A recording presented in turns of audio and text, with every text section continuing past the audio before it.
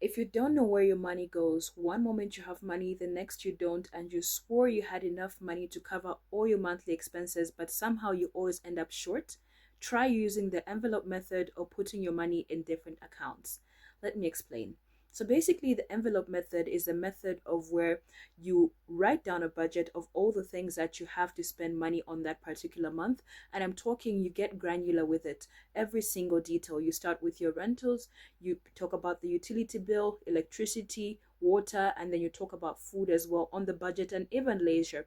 Most people are reluctant to budget for leisure, but the truth is that we're human beings and there are things that we enjoy, and you have to put them on the budget. Now, once that is done, take that money and put it in different envelopes labeled according to the amount that you had budgeted for.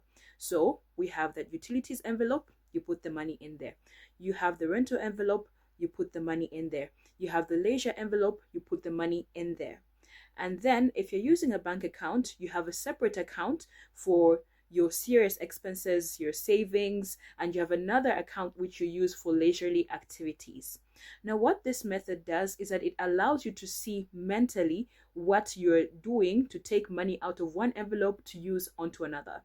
For instance, you have a leisure envelope, right? So if you decide to take money out of the leisure envelope and spend it on leisure, that's totally fine. But if you find that the leisure envelope is empty and now you're picking money out of the utilities envelope or the rental envelope, now you know that, okay, the reason why I don't have enough money for rent at the end of the month is because I take money out of the rent envelope and I'm now using it on leisure activities. Now, the envelope method may not teach you financial discipline per se, but what it does is that it gives you a mental picture of what you're doing with your money.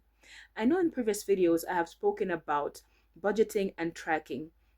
So this will also assist you to track on a mental level before you track with the receipts at the end of the week what you budgeted versus what you actually spent. It will tell you on a mental level to say, oh, okay, so the reason why I don't have enough money for leisurely activities because I spent it on, let's say, utilities. Or maybe it's the other way around. You took money out of your utilities, the envelope that was meant for you to pay Zesco and pay for water, and you used it to buy a few cocktails over the weekend.